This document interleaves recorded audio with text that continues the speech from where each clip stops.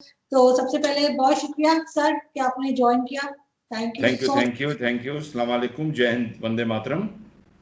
और सर आज जरा हम डिस्कस करेंगे दो चार चीजें आपके साथ, तो वन बाय वन हम चलना शुरू करते हैं।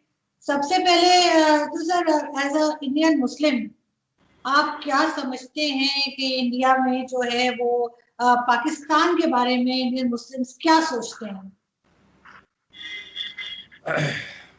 देखिए, as an Indian who happens to be a Muslim, Pakistan के बारे में लगभग हम लोग, ये एक हमारा ओपिनियन है, जहाँ तक मेरा ओपिनियन है, कि पाकिस्तान का जो वजूद है उससे भारत का, हमारा मुस्लिम्स का डबल नुकसान हो रहा है बनिस्बत हमारे देश के हिंदुओं के।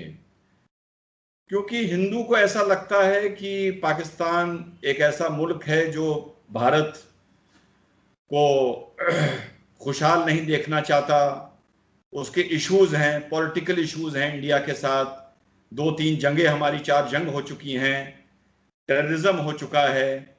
तो बेसिकली जो हमारे देश का हिंदू है वो ये मान के चलता है that Pakistan as a nation, it is not a friendly nation to अस।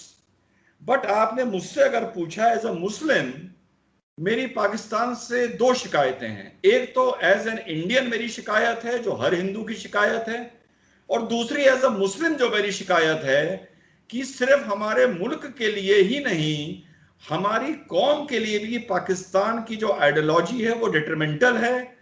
हमारी कौम को इंडिया में पाकिस्तान की सोच से, पाकिस्तान की हरकतों से नुकसान होता है।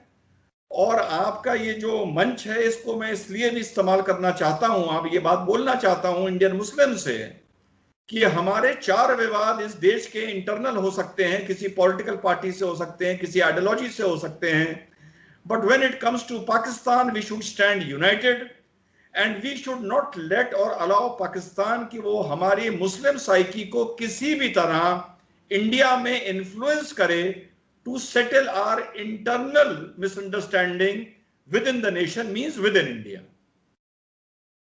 लेकिन सर कहीं ना कहीं तो आप लोगों के ऊपर कुछ गलत हो रहा होगा जो पाकिस्तान ने पॉइंट आउट किया होगा, क्योंकि इंडिया से भी तो अगर हमारे यहाँ की माइनॉरिटी पे कुछ गलत होता है तो बताया जाता है, तो वो तो कोई हर्ज नहीं है बताने में।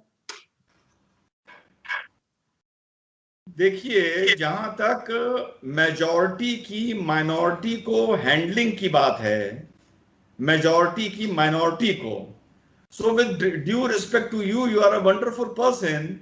एक्चुअली इंडिया पाकिस्तान एक डिफरेंट ऑर्बिट में है। We are nations, so we are revolving in this world, in geopolitical जो हमारी सिचुएशन है दुनिया की, उसमें पाकिस्तान का भी एक अस्तित्व है, I can not deny it, India का भी है। But handling the minorities, we are in different orbits. तो हम लोग पाकिस्तान के मेजॉरिटी वहां की माइनॉरिटी से जिस तरह से बिहेव करती है, उसको इंडिया की मेजॉरिटी अपनी माइनॉरिटी से जिस तरह बिहेव करती है, इन दोनों चीजों को एक्चुअली कंपेयर नहीं करा जा सकता। अब इसको आप एक कॉम्प्लीमेंट भी मान सकते हैं और आप इसको एक रिमार्क भी मान सकते हैं, लेकिन इन दोनों चीजों को बस कंपेयर नहीं करा जा सकता। अगर हम इन दोनों की हैंडलिंग को टुवर्ड्स योर माइनॉरिटी अगर हम कंपेयर करेंगे तो हम लॉजिक को डिससर्विस करेंगे, which I really don't want to do. तो सर आपके ख्याल से रिलेशंस अच्छे कभी नहीं हो सकते? जैसे पाकिस्तानी आर्टिस्ट इंडिया जाते हैं, आपके ख्याल से जाना चाहिए इंडियन फिल्म्स में, उनको काम करना चाहिए, उनको बुलाना चाहिए इंडियंस को? देखिए, बड़ी आसानी से एक बात बता दूं, जब 2 कुनबे होते हैं, हमारा एक कुनबा है भारत हिंदुस्तान, आपका एक कुनबा है पाकिस्तान, मैं दोनों का सम्मान करता हूं। ऐसा नहीं है कि आपने मुझे इस मंच पे बुला लिया है तो मैं इसको एज एन अपॉर्चुनिटी यूज करूं कि भाई मैं कुछ ऐसा बोलूं जो यहां की पब्लिक को अपील करे या पाकिस्तानियों को बुरा लगे। नो, ये मेरा कभी एटीट्यूड नहीं रहता, यू नो दैट। आपकी मुझसे शायद 2 बार बात हो चुकी है। देखिए, हमारे 2 कुनबे हैं, अगर एक कुनबे में दूसरे कुनबे का कोई आदमी आके किसी को कत्ल कर देता है, तो जिस कुनबे का आदमी कत्ल होता है उसकी क्या जिम्मेदारी है? उसकी यह जिम्मेदारी है कि दूसरे कुनबे से वो दूर रहे। अब जरूरी नहीं कि दूसरे कुनबे का हर आदमी कातिल हो, ये जरूरी नहीं है, लेकिन एक कॉमन सेंस ये कहती है कि भैया तुमने हमारे कुनबे का एक भाई को कत्ल किया है, एक भाई को, इसलिए हम तुमसे दूर रहना चाहते हैं किसी भी फॉर्म में। ये बात आप भी सोच सकते हैं। अगर आपको ऐसा लगता है कि हिंदुस्तान की गवर्नमेंट्स ने over a period of time पाकिस्तानियों को, इनोसेंट पाकिस्तानियों को मरवाया, तो आप भी ऐसा सोचिए, ये आपकी लिबर्टी है। I am not here to impress my opinion over you. तो ये बात हुई एक कत्ल की।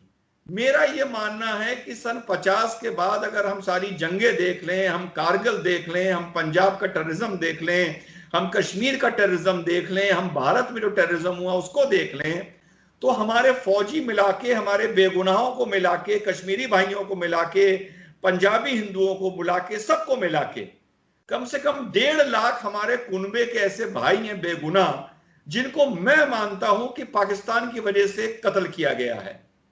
सो आप एक कॉमन सेंस से बताइए कि अगर एक कुनबे का आदमी दूसरे कुनबे के आदमी को कत्ल करेगा और मेरी यहां कोई शादी होगी, तो क्या मैं कत्ल करने वाले कुनबे से ऑर्केस्ट्रा पार्टी बुलाऊंगा अपनी शादी में परफॉर्म करने के लिए? भले ऑर्केस्ट्रा पार्टी में कोई भी कातिल ना हो, लेकिन मैं नहीं बुलाऊंगा। तो भारत मेरा कुनबा है। मैं ये मानता हूं कि आपके कुनबे ने मेरे कुनबे के बेगुनाहों का कत्ल कराया और करवाया है, इसलिए आपके कुनबे से हर तरीके से मैं पर्सनली तौर पे as an Indian and as an Indian Muslim दूर रहना चाहता हूं। इसलिए मैं आपके स्टार से भी दूर रहना चाहता हूं, आपके कलाकार से भी दूर रहना चाहता हूं, आपके क्रिकेटर से भी दूर रहना चाहता हूं। बहुत अच्छे क्रिकेटर हैं, बहुत अच्छे स्टार हैं, बहुत अच्छा गाते हैं, बहुत अच्छा नाचते हैं, वेरी गुड। लेकिन अगर मेरी गवर्नमेंट एक ऐसी पॉलिसी बनाए कि किसी भी कंडीशन में आपके कुनबे का आदमी हमारे कुनबे में नहीं आएगा, तो I will always welcome it. और दूसरी बात एक दूसरा ऑप्शन भी आपको देता हूं।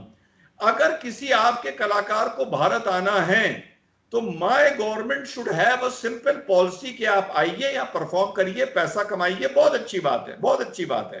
पूरी दुनिया एक ग्लोब है, it is an open world now. लेकिन इसका एक पैरामीटर होना चाहिए कि आपका कोई भी जब यहां कलाकार आएगा, ही शुड एडमिट कि yes, Pakistan nurtures and exports terror. अगर वो ये बात बोलता है, वी कैन वेलकम हिम। अगर वो नहीं बोलता है, तो we should not welcome him. मेरी ये एटीट्यूड पिछले 20 साल से है, और चाहे यूपीए की गवर्नमेंट हो, चाहे एनडीए की गवर्नमेंट हो, मेरी इन दोनों गवर्नमेंट से ये शिकायत रहती है कि पाकिस्तान को हम लोग उस तरह हैंडल नहीं करते जिस तरह उस कुनबे को करना चाहिए जिसने हमारे कुनबे के 1.5 लाख आदमी शहीद किए हैं। लेकिन सर, आप लोग अपने यहाँ नहीं देखते कि आपके यहाँ कश्मीर में लोग खुद उठ रहे हैं, जो पाकिस्तान कहता है, पाकिस्तान ये कहता है कि कश्मीर में जिस तरह के लॉकडाउन चल रहे हैं, जिस तरह का जुल्म भारतीय फौज कर रही है, उसकी वजह से वहां से लोग एक जो उठते हैं, तहरीकें उठती हैं, जो मूवमेंट्स उठती हैं, जो वो प्रोटेस्ट करते हैं, उसके रिजल्ट में ये सारी डेथ्स होती है जो आप बता रहे हैं, लेकिन आप पाकिस्तान को ब्लेम कर देते हैं। यानी आपकी वजह से कारगिल भी इस वजह से हुआ था कि कारगिल में सारे कश्मीरी लड़के पहाड़ों पर चढ़ के बैठ गए थे। आपके हिसाब से पंजाब टेरर भी कश्मीर की वजह से हुआ था। आपकी वजह से हिंदुस्तान में जितना टेरर फैला वो भी कश्मीर की वजह से हुआ था। देखिए, यही तो मैं आरजू जी कह रहा हूं, आप अपने को डिफेंड क्यों कर रही हैं? बिल्कुल ना डिफेंड करिए। मेरा सिंपल सा कहना यह है कि पहले भी मैंने कहा कि आपको अगर हमारे कंट्री से शिकायत है, अगर आपके कलाकारों को वो कलमा पढ़ते हैं, अल्लाह पे यकीन करते हैं, अगर उनके लगता है कि हिंदुस्तान के काफिर, हिंदुस्तान की फौज कश्मीरियों पे जुल्म कर रही है, तो उनको तो वैसे ही हिंदुस्तान नहीं आना चाहिए। वो आते क्यों हैं? उन्हें नहीं आना। यही तो मेरा आर्गुमेंट है। देखिए आपसे कि अगर आप मानते हैं कि हम किसी मुसलमानों पर यहां जुल्म कर रहे हैं, तो आप हमारे मुल्क नाचने गाने ना आइए ना। यही तो मेरा लॉजिक था जो मैंने आपसे बोली। जब रिश्ते खराब हैं तो ना आइए, क्या जरूरत है आने की? सही, बिल्कुल। लेकिन सर, इसी पे अगर हम चाइना की तरफ चलें, और चाइना ने क्या किया आपके साथ 62 के बाद, अब फिर चाइना जो है वो उसी तरीके से, चाइना और आपकी टेंशन चल रही है, और उसमें भी आप पाकिस्तान को इन्वॉल्व कर रहे हैं। उसमें भी आपके यहाँ से कहा जा रहा है कि पाकिस्तान चाइना का साथ दे रहा है। नहीं, ये किसने कहा ये बात कि पाकिस्तान, आई रियली डोंट नो, शायद मुझसे आप बोल रही हैं तो सही बोल रही होंगी। देखिए, जहां तक चाइना की बात है, कोविड के चलते हमारी जो स्प्रिंग एक्सरसाइजेज लद्दाख में होती थी वो नहीं हो पाई, वहां बर्फ पड़ी थी, बर्फ पिघल रही थी। रात के अंधेरों में जब हमारे फौजी तैनात नहीं थे, चाइना जो डिस्प्यूटेड एरिया, वो चाइना डिस्प्यूटेड एरिया जिसको बोलता है, वहां पर घुस आया। ठीक, अब हाल में पैंगोंग के साउथ शोर पे, साउथ पैंगोंग में आज से 15 दिन पहले चाइना ने घुसने की कोशिश करी जब हमारे फौजी वहां तैनात थे। तो क्या चाइना वहां पर घुस पाया? हमारे फौजी जब से, जिस दिन से एक्टिव हुए हैं, क्या चाइना 1 स्क्वायर इंच भी हमारी जगह ले पाया? चाइना ने हमारे साथ कुछ भी किया हो, आप ये लोग ये बात देखिए कि हमारी गवर्नमेंट चाइना का जवाब क्या दे रही है। Soldier to soldier, weapon to weapon, tank to tank, field gun to field gun, हम मैन टू मैन का उनके साथ जवाब दे रहे हैं। तब से लेके आज तक आपको हमारे डिफेंस मिनिस्टर, आपको हमारे प्राइम मिनिस्टर की किसी भी बात में ऐसा लगा हो वो हैरान परेशान हैं, घबरा रहे हैं, पीछे हट रहे हैं, अमेरिका से कह रहे हैं कि हमारा सेटलमेंट करवा दो, यूनाइटेड नेशन से कह रहे हैं कि हमारा सेटलमेंट करा दो, तब आप तो ये बात कह सकती हैं कि चाइना ने हमारे साथ क्या कहा। देखिए, कोई भी हमारे कंट्री में मोदी जी के कोई भी कमी निकाले, बहुत से लोग कमी निकालते हैं, मैं उनको भी अप्रिशिएट करता हूं, लेकिन जहां पर तक नेशनल सिक्योरिटी की बात है, बॉर्डर सिक्योरिटी की बात है, तो इस कंट्री में 2 ऐसे लीडर्स हुए हैं जिनकी नियत पर और जिनकी क्षमता पर शक नहीं किया जा सकता। 2 लीडर। मैं देखिए एक न्यूट्रल कमेंटेटर हूं, ओके, ना मैं सेकुलर कमेंटेटर हूं, ना मैं राइट विंग का कमेंटेटर हूं, I am an Indian commentator. 2 leader, एक इंदिरा गांधी, दूसरे नरेंद्र मोदी। जब तक इंदिरा गांधी हमारे साथ थी तो हमारे बॉर्डर्स और हमारी इंटरनल सिक्योरिटी सेफ थी। चाहे आप सिक्किम उठा के देख लें, चाहे ऑपरेशन ब्लू स्टार देख लें, चाहे 71 देख लें। नरेंद्र मोदी जी के भी साथ कम से कम, इंदिरा जी में भी कुछ कमी थी, मोदी जी में भी कुछ कमी है, लेकिन नेशनल सिक्योरिटी को लेके, बॉर्डर सिक्योरिटी को लेके जो भी नरेंद्र मोदी जी पर प्रश्न चिन्ह लगाए, वो आदमी इलॉजिकल है, वो बायस है, वो प्रेजुडिस्ड है। तो जब तक नरेंद्र मोदी जी कुर्सी पर बैठे हैं, जब हमारे फौजी तैनात हैं, चाइना 1 स्क्वायर इंच अंदर नहीं आ सकता, और अगर आने की कोशिश करेगा, मैं कभी भी वॉर को प्रमोट नहीं करता हूं, एडवोकेसी नहीं करता हूं, रेटोरिक नहीं करता हूं। पाकिस्तान के लिए भी याद है, मैंने एक बार आपसे ये कहा था कि जो भी पाकिस्तान से वॉर की बात करते हैं वो गलत करते हैं, इफ यू रिमेंबर, मैंने आपसे बात बोली थी। पर चाइना के लिए मैं बोल रहा हूं कि अगर चाइना अंदर आने की कोशिश करेगा तो ये देश लड़ाई के लिए तैयार बैठा है, एक एक नागरिक तैयार बैठा है। हम एक रोटी कम खा लेंगे, हम पेट्रोल महंगा खरीद लेंगे, हम अपना इन्वेस्टमेंट कम कर देंगे, हम अपने खर्चे कम कर देंगे, हम अपने घर का गवर्नमेंट मांगेगी तो जैसा 65 में हुआ था, हम अपने घर के सोने चांदी गवर्नमेंट को हैंड ओवर कर देंगे। लेकिन 1 स्क्वायर इंच भी चाइना को ना हमारी सरकार देगी ना हम देंगे। तो चाइना हमारे साथ क्या कर रहा है और हम चाइना के साथ क्या कर रहे हैं, इसके लिए आप प्लीज प्लीज प्लीज परेशान ना होइए। नहीं, वो तो ठीक है, लेकिन आप समझते हैं डॉक्टर साहब कि एज अ लॉयर, जैसे आप जो चाइना और इंडिया के दरमियान जो एग्रीमेंट है कि जी गोली नहीं चलेगी, तो ये पाकिस्तान और भारत भी क्यों नहीं कर लेते? क्योंकि हर रोज जो है लाइन ऑफ कंट्रोल पे लोग मारे जाते हैं, चाहे वो इधर के हों या दूसरी साइड के हों। बिल्कुल बिल्कुल बिल्कुल। मैं, वेरी गुड क्वेश्चन, मैं आपको इसका बहुत ही सिंपल जवाब दूं। देखिए, चाइना हमारा लाख दुश्मन हो जाए, लाख दुश्मन, but China is a regular nation with a single power centre. तो चाइना से हमारी वॉर भी हो सकती है, तो सीज फायर भी हो सकता है, तो सेटलमेंट भी हो सकता है। और अगर हमारे बैक चैनल या पॉलिटिकल या मिलिट्री डिस्कशन, मीडिएशन चाइना के साथ चल रहा है, तो वी नो कि they have a single power centre, okay. But unlike Pakistan के साथ देखिए, आप लोगों की सबसे बड़ी प्रॉब्लम एज ए नेशन जो है वो ये है कि आप लोगों की यहां कोई सिंगल पावर सेंटर नहीं है जिससे हमारी गवर्नमेंट बात करके एक लॉजिकल कंक्लूजन तक पहुंचे। आपकी यहां इलेक्टेड गवर्नमेंट भी एक देखिए पावर सेंटर है, आपकी यहां आर्मी भी एक पावर सेंटर है, विद इन द आर्मी आपके यहाँ ISI भी एक पावर सेंटर है, एंड इन तीनों के अलावा नॉन स्टेट एक्टर्स भी आपके यहाँ एक पावर सेंटर हैं। अब जब कारगिल का युद्ध लड़ा गया और 3000 आपके, मैं चलिए उनको इज्जत देने के लिए आपका चैनल है, लड़ा के ही बोल देता हूं, टेररिस्ट नहीं बोलूंगा, प्राइवेट लोग, सिविलियन लोग आके कारगिल की पहाड़ियों पर बैठ गए, तो आप ही के प्राइम मिनिस्टर ये कह रहे थे कि भाई मुझे तो पता ही नहीं था कि ये हो रहा है। आपके प्राइम मिनिस्टर, मेरे प्राइम मिनिस्टर नहीं।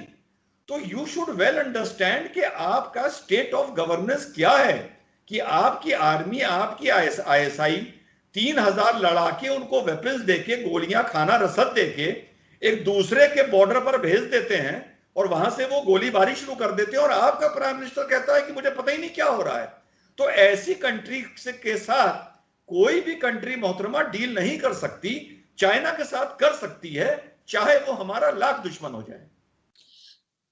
सर, जैसे FATF अभी आ रहा है अक्टूबर में, और पाकिस्तान ग्रे लिस्ट में है, लेकिन पाकिस्तान को जो टेररिज्म का बार बार कहा जाता है, उस पे यानी एलिगेशंस लगती हैं, तो वो तो बहुत हमने खुद भी भुगता है, और हमने अफगानिस्तान की वजह से भी हम अभी तक उसको फेस कर रहे हैं।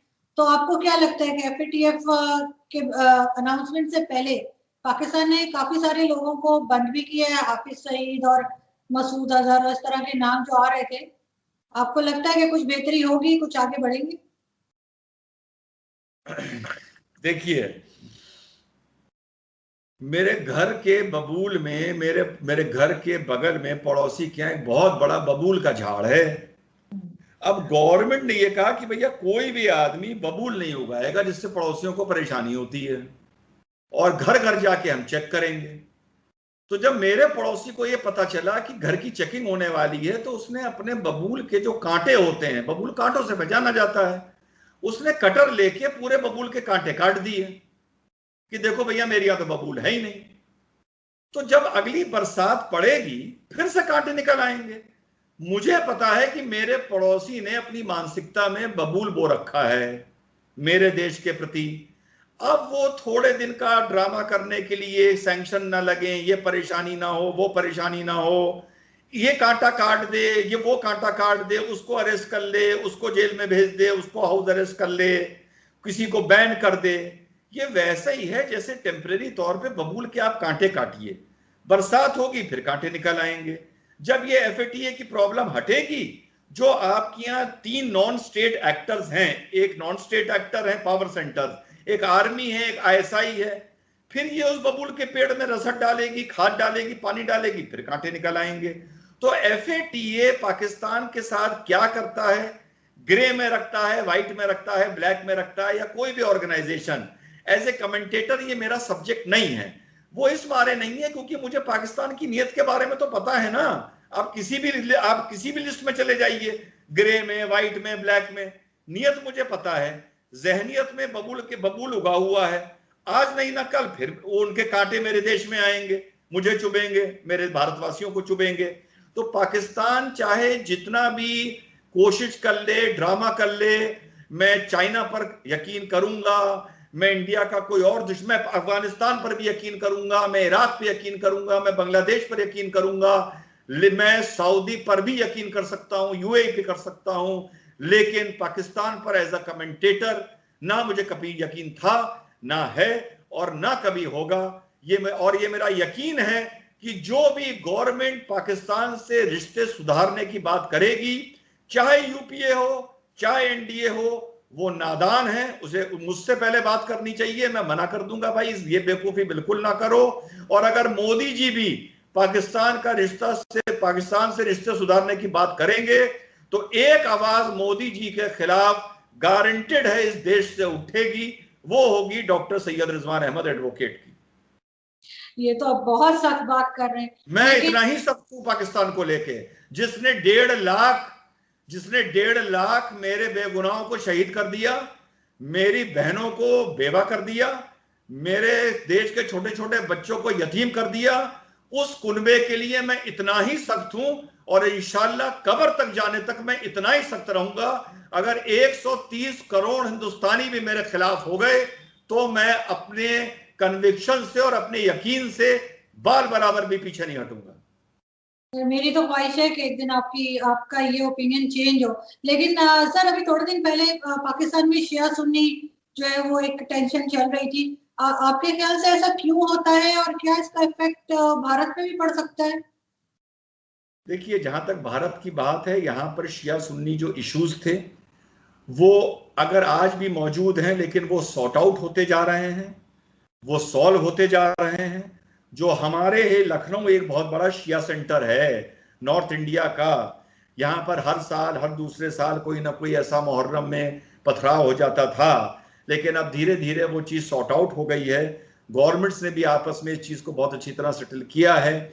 और जहाँ तक पाकिस्तान की बात है, तो पाकिस्तान में विद इन द कम्युनिटी बहुत सारे फ्रिक्शंस हैं, सिर्फ शिया सुन्नी नहीं है, शिया सुन्नी हैं, फिर पंजाबियों से बहुत से आप लोगों के से इश्यूज हैं, पंजाबी बंगालीज के कितने बड़े इश्यूज रहे हैं, बलूच के साथ आप लोग के इश्यूज हैं, अहमदियाज के साथ आप लोग के इश्यूज हैं।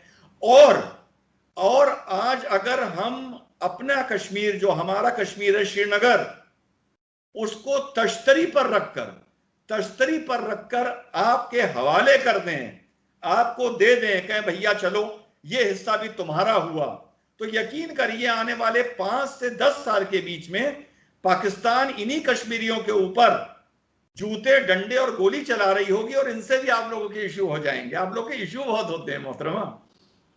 नहीं नहीं सर, पाकिस्तान के इश्यू तो होते हैं जैसे आप कह रहे हैं, लेकिन मैं एक आम बात कर रही हूँ कि जो शिया सुन्नी में इश्यूज होते हैं, आपके ख्याल से ये क्यों होते हैं? एक दूसरे को बर्दाश्त क्यों नहीं कर रहे कहीं भी?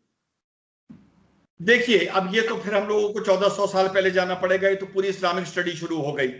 ठीक, हम लोग कहते हैं कि अमेरिका ने, यूरोप ने मुसलमानों में आपस में लड़ाइयां करा रखी हैं, उनको अमेरिका गुमराह करता है।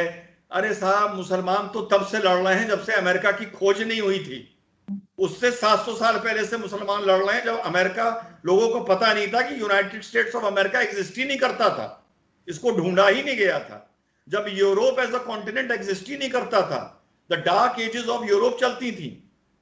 यूरोप तो क्रूसेड्स के टाइम पर 1100-1200 एडी में जाकर ऑर्गेनाइज हुआ है थोड़ा सा, जब क्रूसेड्स हुए हैं मिडिल ईस्ट में, यूरोपियंस आए हैं क्रिश्चियनिटी को का वर्चस्व फिर से कायम करने के लिए। शिया सुन्नी तो पहले से लड़ रहे थे, पर अगर आप मुझसे पूछें, आई एम अ पक्का सुन्नी मुस्लिम। शिया भी मेरे भाई हैं, अहमदिया भी मेरे भाई हैं, बलूच भी मेरे भाई हैं, कश्मीरी, मैं कोई फर्क नहीं समझता हूं। हिंदू मेरे भाई हैं, सब मेरे भाई हैं, ईसाई मेरे भाई हैं, ज्यूज मेरे भाई हैं। As a human, as a Muslim, as a Sunni या व्हाट्सएवर, मुझे सिखाया ही नहीं गया मोहतरमा, मेरे डीएनए में वो चीज नहीं है, मेरे घर वालों ने मुझे सिखाया ही नहीं कि मजहब के नाम पर, मान्यता के नाम पर, पूजा के नाम पर, नमाज के नाम पर, नमाज के तरीकों के नाम पर किसी से भी दुश्मनी करो, मेरे सिस्टम ही में वो चीज नहीं है। सर, ऐसा हो सकता है कभी आपको लग रहा है कि पीपल टू पीपल कांटेक्ट होना चाहिए और कम से कम टूरिज्म दोनों कंट्रीज की ओपन होनी चाहिए कि एक दूसरे के मुल्क में जा सकें और टूरिज्म थोड़ी सी चल सके? बाकी चीजें तो जो डिफरेंसेस हैं वो तो है कश्मीर का, उसको अगर हम साइड पे थोड़ी देर के लिए कर दें, बाकी कुछ हो सकता है कि आपस में लोग आए जाएं और टूरिज्म स्पेशली। एक आपसे हाइपोथेटिकल बात कहूं, जैसे पूछा जाता है ना कभी, मिस इंडिया या मिस वर्ल्ड होता है कि अगर आप एक दिन के लिए इंडिया के प्राइम मिनिस्टर बन जाएं तो आप क्या करेंगे। तो चलिए मान लेते हैं कि डॉक्टर सैयद रिजवान अहमद देश के एक दिन के लिए प्राइम मिनिस्टर बन गए। तो हाइपोथेटिकल बात है, मजाक की बात है, लेकिन गंभीरता से लीजिएगा कि अगर मेरा बस चले तो मैं अरेबियन सी, कच्छ से लेकर कश्मीर तक लोहे की सलाखें बिछवा दूं पूरे बॉर्डर पे पाकिस्तान के साथ, कि सिर्फ परिंदे और हवा उधर से आए और इधर से उधर जाए। जब तक मेरे देश का एक भी मासूम शहीद बेगुनाह खामखा किसी एजेंडे के चलते या मजहबी दुश्मनी के चलते या पॉलिटिक्स के चलते मेरे देश का शहीद किया जा रहा है, तब तक पाकिस्तान से सिवाय हवा और परिंदों के मेरे देश में कोई नहीं आना चाहिए। और जो भी गवर्नमेंट पाकिस्तान से दोस्ती को प्रमोट करती है या आगे करेगी, मैं उसके खिलाफ बोलूंगा। पाकिस्तान से हमारा मोहतरमा सिर्फ एक रिश्ता हो सकता है कि हमारा आपसे कोई रिश्ता नहीं हो सकता है जब तक आप हमारे बेगुनाहों का खून बहाती रहेंगी। सर ये आपकी एलिगेशन है, आप तो ऐसे परिंदों से भी डर जाते हैं, कबूतर भी पकड़ लेते हैं आपको। नहीं, वो इस मारे पकड़ लेते हैं ना, कबूतर के बहाने ड्रोन भेज देते हैं, पिस्टल और AK-47 लेके। नहीं थैंक यू सो मच। कभी आपकी ओपिनियन चेंज हो और अच्छे ताल्लुकात हो। बहुत शुक्रिया सर। इंशाल्लाह इंशाल्लाह, मुझे लगता नहीं चेंज होगी, थैंक इंशाल्लाह। यू। ओके, खुदा हाफिज, खुदा हाफिज।